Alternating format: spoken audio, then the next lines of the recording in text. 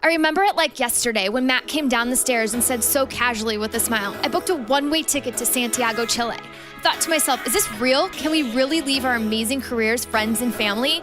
Fast forward 10 months later, after all the hard conversations, endless checklists, and heartfelt goodbyes, we were heading to the airport with one backpack each, about to set out for a multi-year adventure around the world. Filled with excitement, we had no idea what to expect, but we knew it would be a fun ride. Join us as we share what we are learning on our journey of a lifetime. This is Passport Joy Travel Talk with Nikki and Matt Javitt.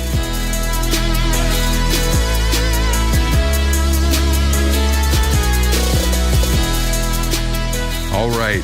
Thank you so much for tuning in wherever you are in the world. We really appreciate it. We are talking to you from Kuala Lumpur, Malaysia today. A little small Airbnb, 15 floors above the earth, overlooking the city, on the outskirts of the city a little bit. But that's where we're doing it. If you hear rain during the podcast, it's been raining a ton here, so you might hear that in the background while we're doing this.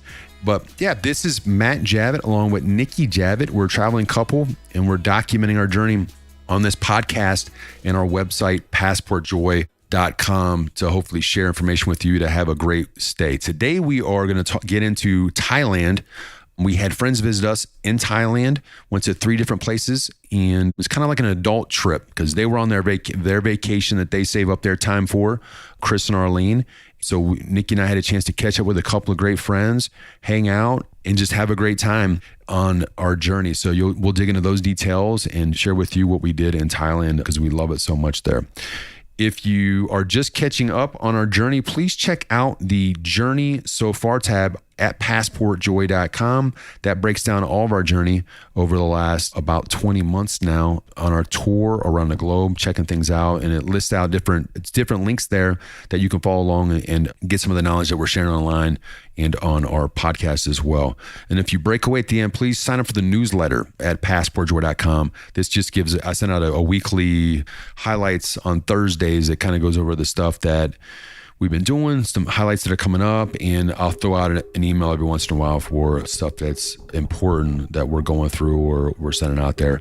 And also, if you are interested, check out the World Barbershop Adventures that we are putting together, those YouTube video playlist that is out there that documents my time in barber chairs around the world. We'll have a couple more episodes hitting here in a very short time. All right, that is it. Let's get into this episode.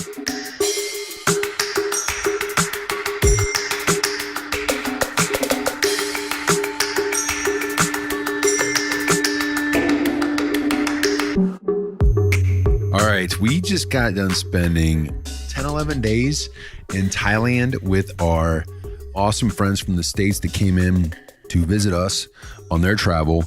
It was their first time, I believe, outside of what would be either the United States or the Caribbean islands. I believe they've been to Mexico maybe once or twice, but definitely their first Asia trip. And definitely their first time seeing a different part of the world that they're used to. So it was interesting to be able to share that with them. And this was Nikki and I's 6th time in Thailand. We're getting quite familiar with Bangkok as well. And that was nice because we really love Bangkok, a city of 9-10 million people. It's extremely spread out, but it's a lot of fun, and everybody's extremely kind and welcoming. They're very tourist friendly. And you'll see a lot of Western faces there, a lot of expats and people just kind of having a fun time in Bangkok and other cities that are offered up. So we really enjoyed it. They came in and we greeted them. I went to the airport, greeted them at the airport, made sure everything was easy and smooth for them. Nikki and I had been there about 6 days before they got there. So yeah, we got a little over about 2.5 weeks of time on this Thai trip, and it was a lot of fun. So they got there and we had kind of an itinerary, but we wanted to be loosey-goosey because for them, the first time, 24 hours in an airplane, we weren't sure how they would adapt, how quickly they would adapt, but they were all about it, man. They got off the airplane and they were ready to go and didn't need a whole lot of jet lag based on their flight experiences. So we jumped right into, we stayed in the Sukhumvit area, which we love. because there's a lot of things to do there in that region between shopping and night markets and seeing true authentic kind of Bangkok nightlife and getting to experience that. We want to make sure that they had a chance to see that. But then it's close to all the touristy type stuff as well. So that's where we started off. Yeah, so we stayed in the Sukhumvit area. Again, this is probably our, I would say, 5th time staying in that area. And we really like that area just because it has so much to offer. We stayed in an Airbnb and we really like it. It's just easily accessible. You don't really need to take a taxi anywhere. I mean, you can if you want to, especially if it's bad weather. And now we really are in kind of like a spotty time for Asia in general, depending on where you're actually visiting. So I would definitely call this the rainy season for Asia. So we had just left Japan and, we had made it through a couple of their typhoons and now we're in Thailand.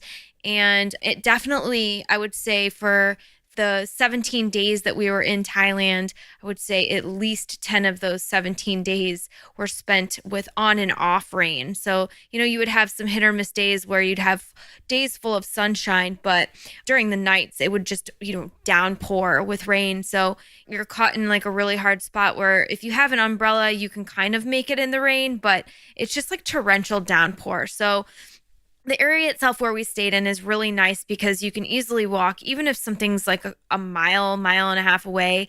There's so much in between that short distance of a mile and a half, whether it be restaurants or bars or nightclubs or markets.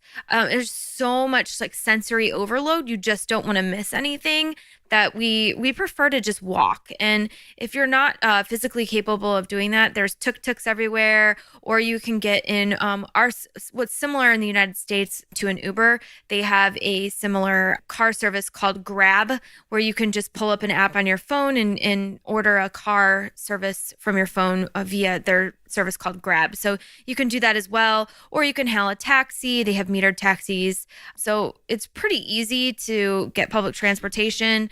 There's Grab scooters, or there's scooters. There's guys that are on scooters as well that have the orange vests on, so you can just hail that. And then they also have a really nice public transportation system where you can use their Metra, their equivalent of Metra system. So we used that while we were there too, to get to some of the further Watts that we wanted to visit. So yeah, but anyways, we stayed in that area. And Matt had mentioned that we went to some of the night markets, which we love. And one of the night markets is called the Patpong Night Market. And I think we've talked about this before, but basically you can find pretty much anything there. And a lot of the things that you'll find there, like a lot of the designer knockoffs. So there's like the fake Coach bags and the fake Louis Vuitton bags. And that's really not why we go.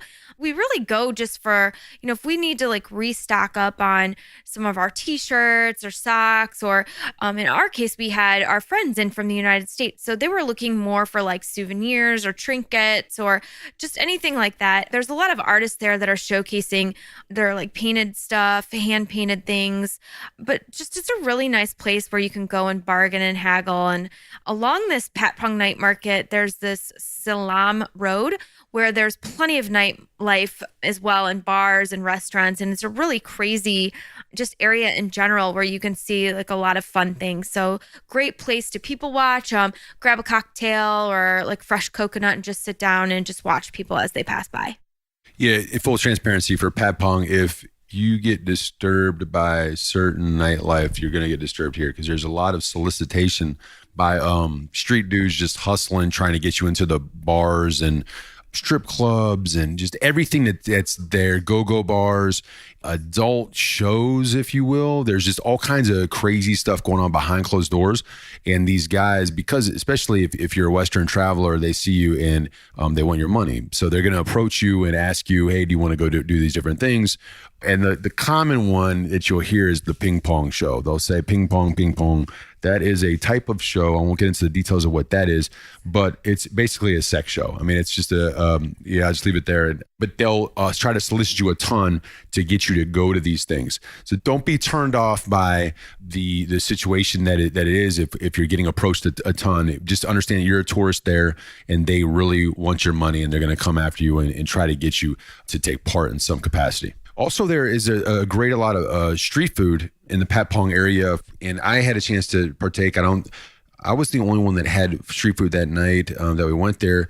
It's extremely tasty, and there's a lot of authentic seafood because obviously we're on the sea there, and you can get it extremely spicy or not spicy, but the Thai spice is like nothing else that I've experienced. I mean, your face is on fire and it is crazy hot. And even when I sat down, I ended up joining two locals at their table, and they had authentic Thai spice, and I just got the medium spice. And even when I got the medium spice, it was crazy. I left the table just burning up, and that was pretty wild. So then the next day we want to make sure that they had a chance to go see some of the touristy spots around town, and touristy as in like the Watts. These are essentially temples, gorgeous temples that display Buddha statues. Yeah, so we've been to several of the Watts before, and the day that we actually went, it took us longer to get there than we had anticipated. So a lot of the times when you go to these Watts, you have to make sure that you pay attention to the time. So when you get to these Watts, some of the monks will be praying in the Watts, and when this is occurring during these times, you actually cannot enter the Watts. So when we arrived at this time, we were told, maybe it's a good time that we would probably have to go and explore the town since you can't enter inside. So when we arrived, we met this really nice gentleman outside, and he was like, from this time to this time, you really can't enter. So we took a tuk-tuk ride on the outskirts of the town, and we kind of just explored that way and visited in a Wat that we weren't really anticipating going to go visit. But it was a really nice experience where we were able to see a really big, huge golden Buddha that was erect and just kind of sitting in an upright position. And they had in this kind of secretive room in the back a black Buddha, which was actually gold, but it was black originally and been painted over gold. And then we took the tuk-tuk rides around the town, and we were supposed to go see this market, but funny enough, when you ask a tuk-tuk driver to see a market, if you're not really hell-bent on telling them like this is exactly where you want to go, they'll kind of like try to take you to a suit shop.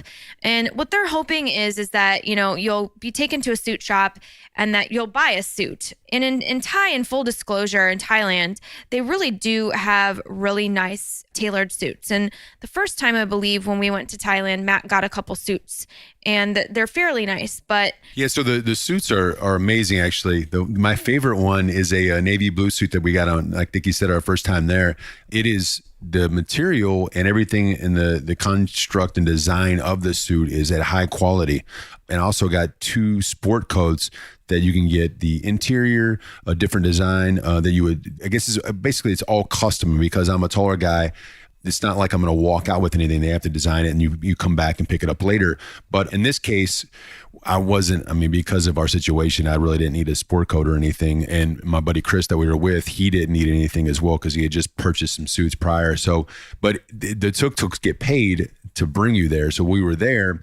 They were really pushing hard, these gentlemen, to get us to purchase a suit. And the thing that you have to kind of go through the process, and I think the best way that I've found that to get yourself out of the situation is name a clothing or name a pattern or name something that they don't have in the shop. And in this case, I went after a navy blue pattern that I didn't see on the wall.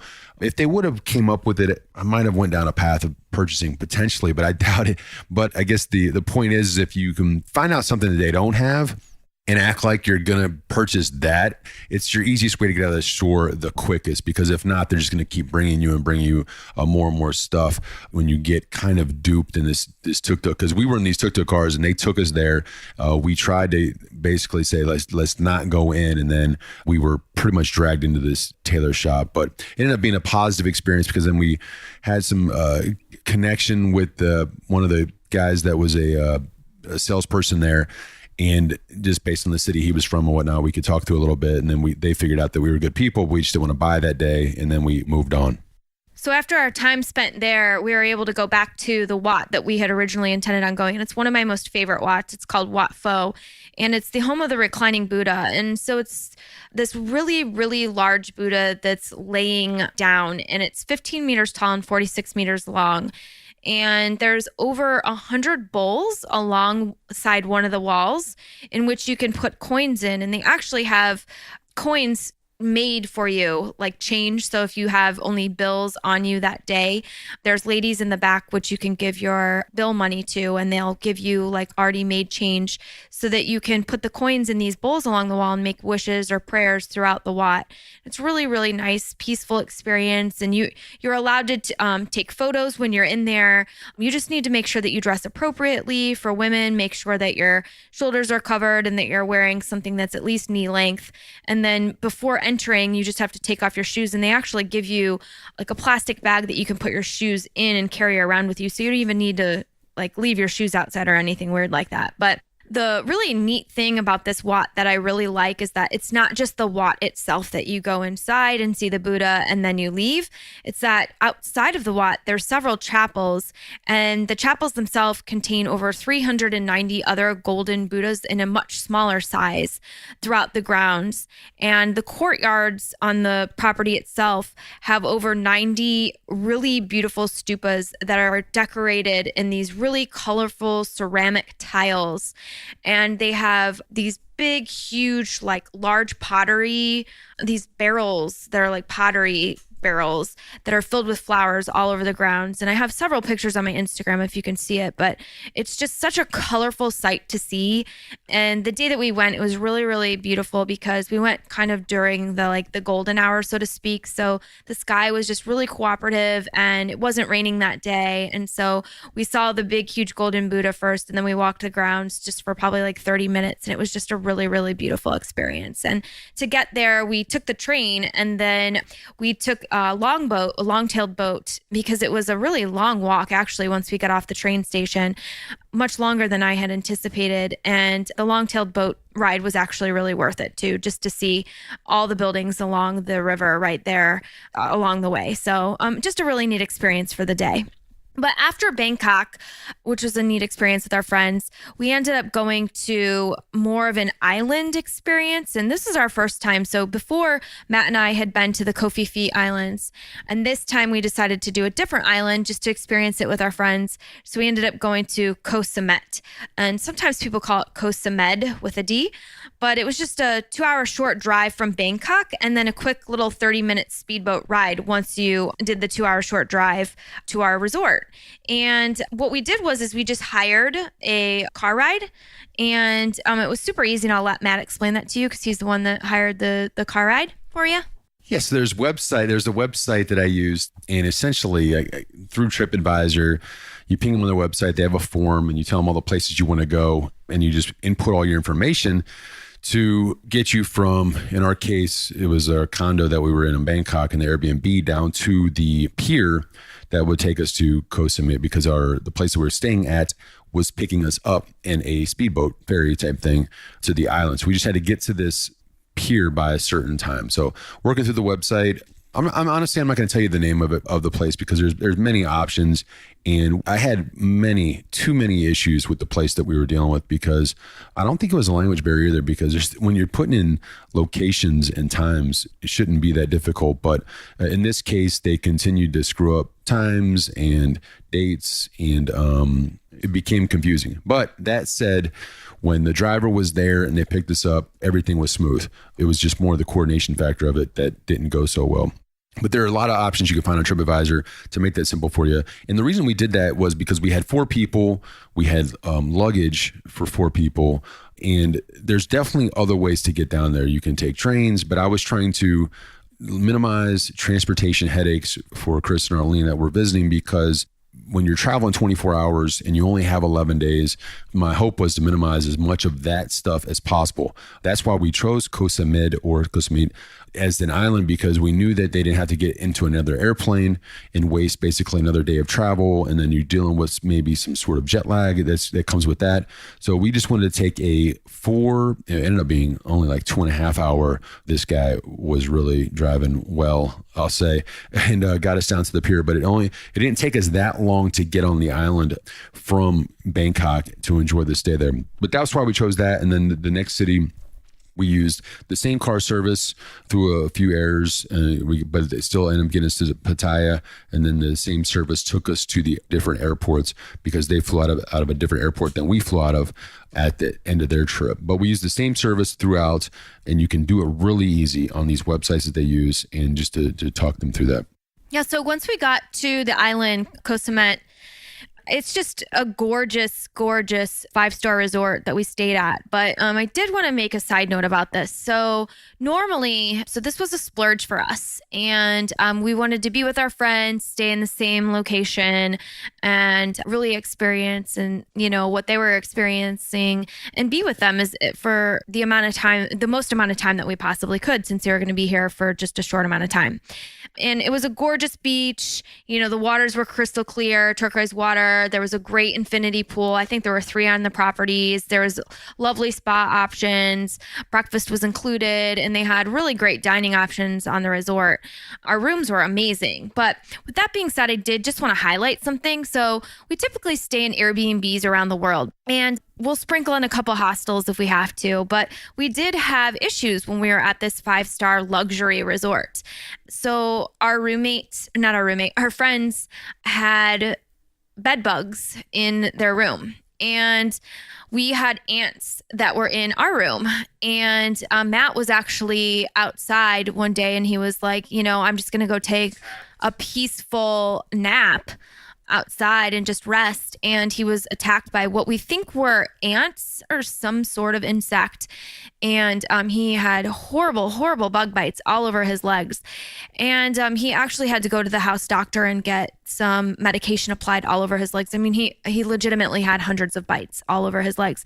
And so with that being said, this is no knock on the resort that we stayed at, because we do realize that we are outside. We were near like a rainforest, and with that comes insects and things like that.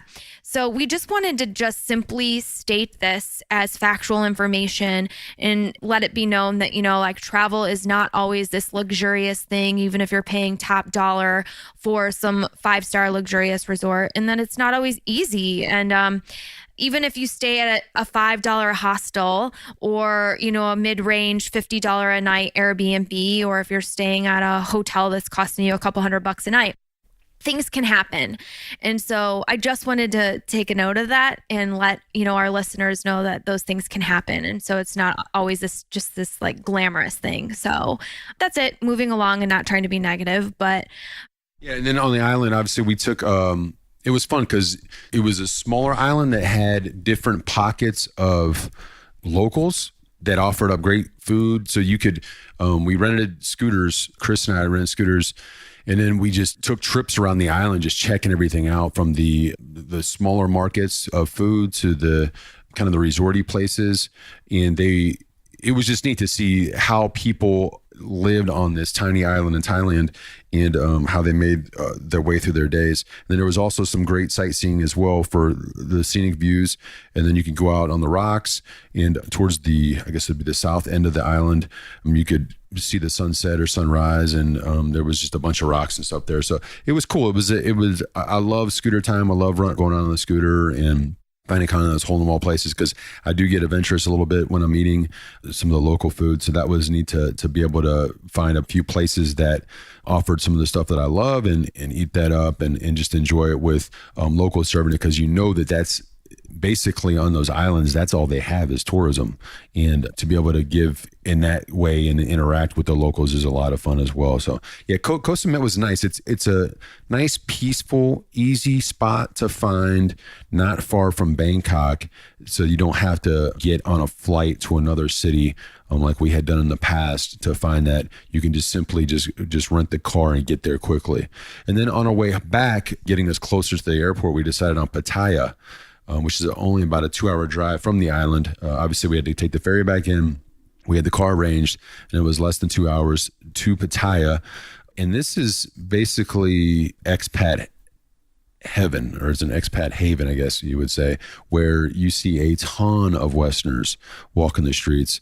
And the sports bar, they really do. I would say that this part of the area, we talked a little bit about the nightlife in Bangkok, and Pattaya's nightlife is just on a extremely different level. I lived in Vegas for 14 months. We've been to different parts of the world, and Pattaya is probably they understand how to cater to the male Western traveler, because it's all really male focused when it comes to their awesome sports bars and their nightlife, and I guess just their exotic offerings for a traveler that's into that stuff, because the Thai women are everywhere. And there's also a lot, if you've never been to Thailand, if you've never been in these parts of the world, I know that there's documentaries and stuff out there about lady boys.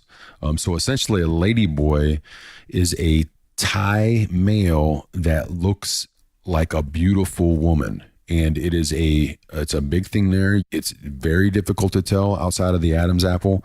It's an offering. It's just a way of life, and they're everywhere there. So it's just different from where coming from the Midwest of America. We're just not used to it, but you get used to it really quick, and it's just part of the lifestyle there.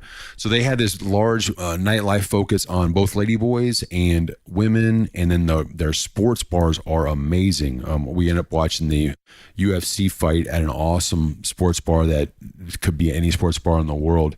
85 screen TVs, amazing service, cheap beer, and it was great. And that's what I'll say, that this trip was a bit different because I was hanging out with my buddy and I had a lot of time to do kind of like that drinking bar life and hanging out and seeing stuff. So Pattaya was a great spot for that, because they cater to that nightlife. And so you go to these different bars where they have games offered. We played pool and played Jenga one night for a long time, Connect Four, I think. Then you can even gamble on the Connect Four while you're there. And all of it's set up with a lot of music. Essentially, like all these smaller bars are competing to get your service. So every bar will have their own music blasting extremely loud, but it is a ton of fun. And we've stumbled into a few amazing spots along the way, and it was a great time. Yeah, the other cool thing we did in Pattaya was we went and saw Muay Thai fighting. And it was the second time that we had seen it. And I guess the only comment that I'd make about it is that it vastly differed from the Muay Thai fighting that we saw in Patpong. So we went to the Bangla Boxing Stadium in Patpong, and I guess how it differed is that in the Bangla Boxing Stadium there was no air conditioning, and a lot of the people were openly making bets or side bets on the fighters in Patpong, and people were drinking beer. There were also, the ticket prices were different too. So in Patpong, you were able to buy like different there were different ticket prices for different seats. So you could have like ringside seats or VIP seats or stadium seats. And so when we were in the Bangla Boxing Stadium, we just had stadium seats, and we just bought the cheapest seats because they're tiny, tiny stadiums, and pretty much any seat that you sit in has a great view. And so we purchased our seats for 1,700 baht. That's like a little less than, I guess, $60. And it was a great night. You know, everyone was drinking beer, making side bets or whatever.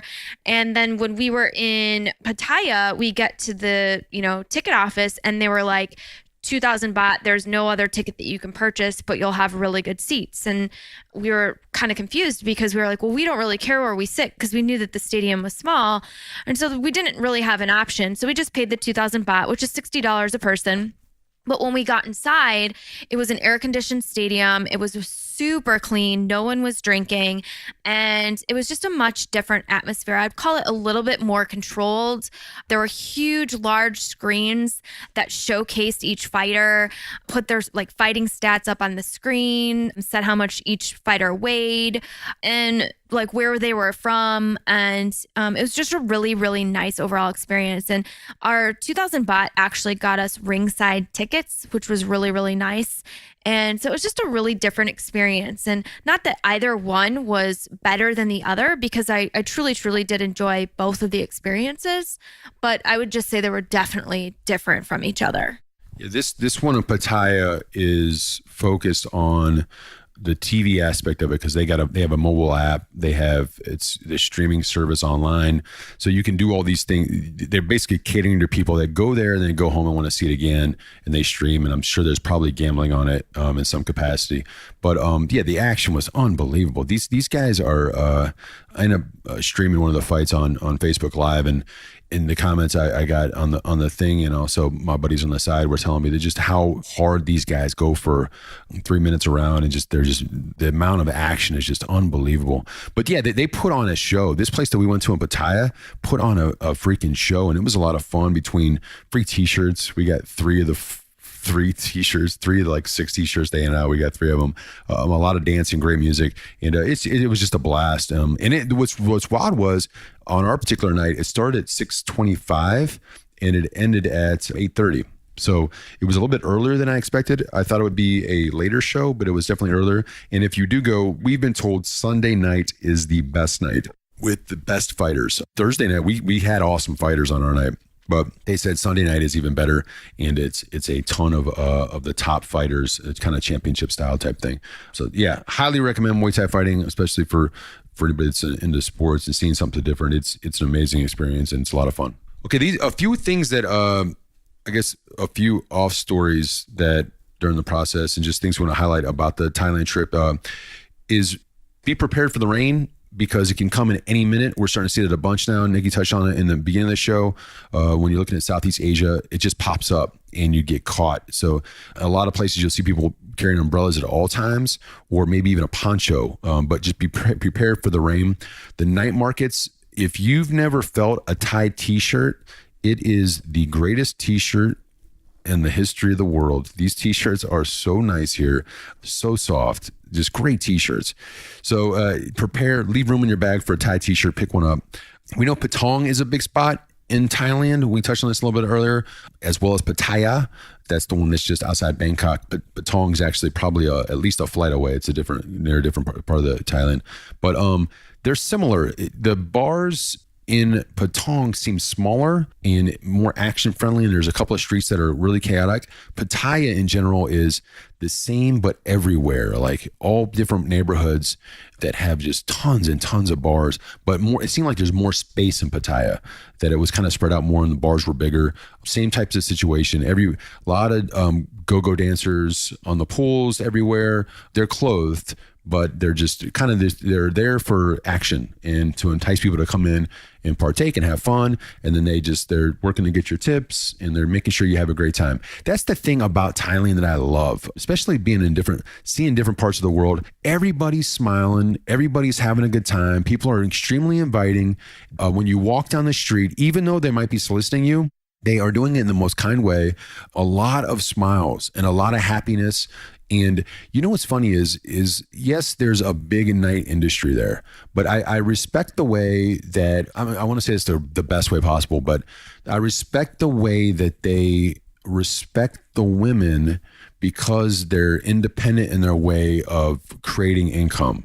And it seems like when you walk down the street, the women are proud and powerful, and they have confidence, and they're self-assured, where we've been in different parts of the world where the women are not empowered, and they're looked upon a different way. And so when you walk down the street, their eyes are down. You can see the difference in their shoulders. They're not as confident.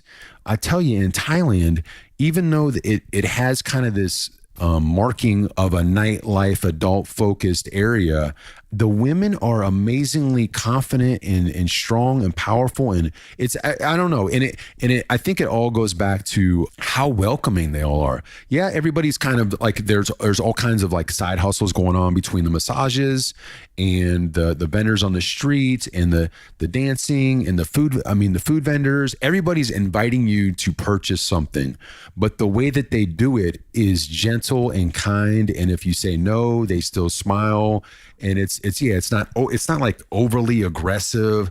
It was nothing like that. It just, you just walk away thinking like, man, Thai people are a ton of fun, and they're the person you want to party with, really, because it's just a lot of fun. And when you're walking down the street at 1 p.m. and you're just going to get a lunch, it's the same thing. They're that kind. Like You can go into a restaurant and you're just trying to eat some Indian or Thai or Vietnamese or American food, and they treat you the exact same way all day long. And it's a super friendly, kind, gentle, confident way. And that's why I really dig it. That's probably why we keep going back there, because the vibe is just, even though it's a city that's massive, like I said, it's 9 to 10 million people, it's huge.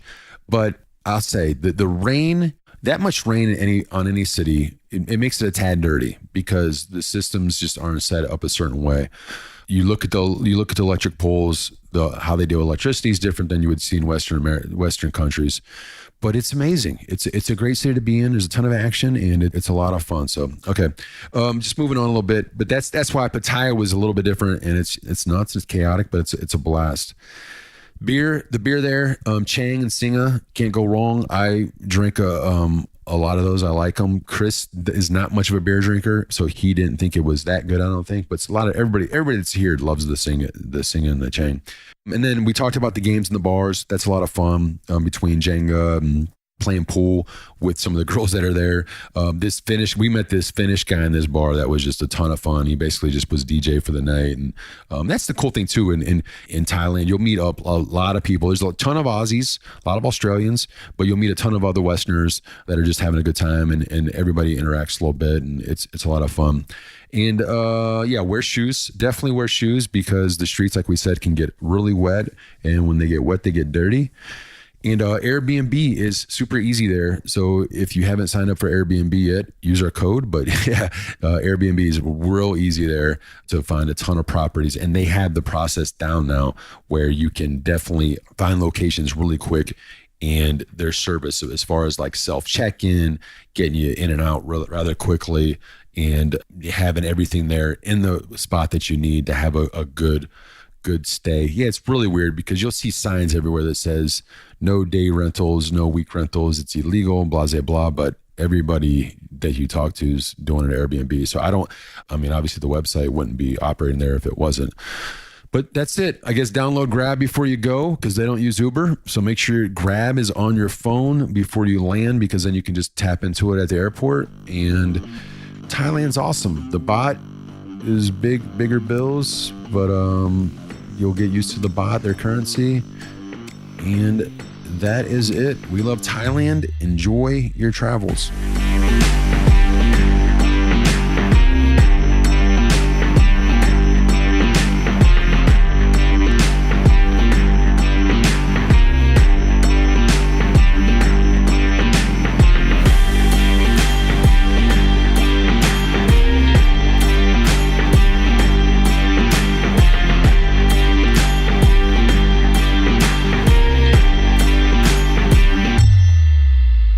Choosing a phone plan before we left was a big deal. We knew that we wanted to be able to talk to people, talk to our family and friends back home as we traveled the world. And so a lot of research went into making sure that we got the right plan for us. And Google Fi was what we went with. And we are so happy that we did that. It is not only a great plan in the United States if you're using it there locally, but when you travel outside of the US, you have the ability to get cellular data as soon as you land in countries around the world, based on the relationships and partnerships they've formed in 135 countries and growing. So as soon as we land in Greece and Italy, in Peru, we had cellular data access so we could update our family and friends that we were safe and everything was good as soon as we got there. They had cheap call rates, and they all vary throughout the world, and free international texting.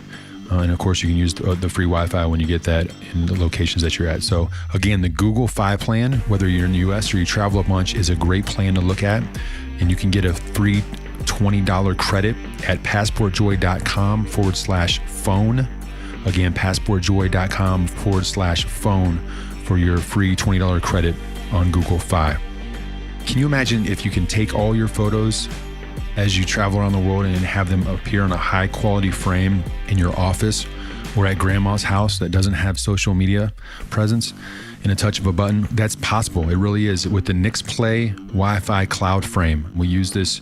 It has no memory sticks, easy to set up, and you push your photos from your phone, from the app, and then it appears on the frame wherever that frame is located, whether it's in your office or, like I said, in our case, at our grandma's house, assisted living home, the photos that we take there appear, and you can have multiple users. So not only our photos appear, but the nieces and nephews from our siblings appear as well. And you can use Facebook, Instagram, Dropbox, however you want to push your photos. That's how that works. The Nix Play Wi-Fi cloud frame. It's an amazing invention. It's been really cool that we use it. So again, go to passportjoy.com/frame for all their fresh deals that they have. They're uploading all the time to get a percentage off. Again, passportjoy.com/frame to check out those deals. You can check out our other tools and tips of other products we use at passportjoy.com/tools. Again, tools, TOOLS. And you can see all the products that we enjoy while we travel the road.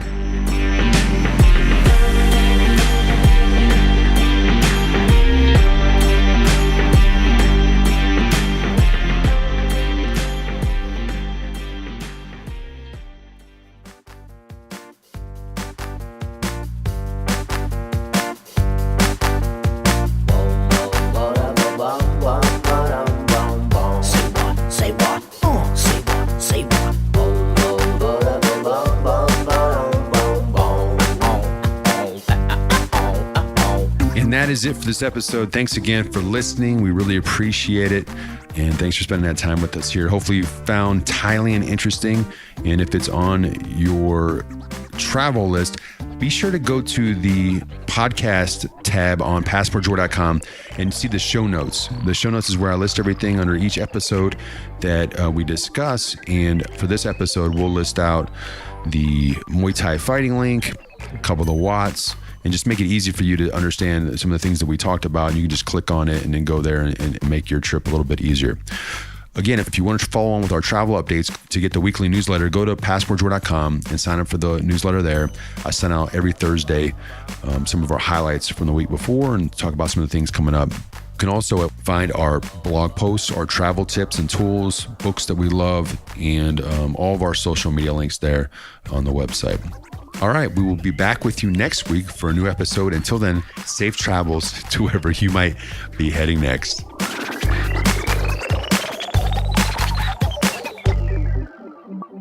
Bum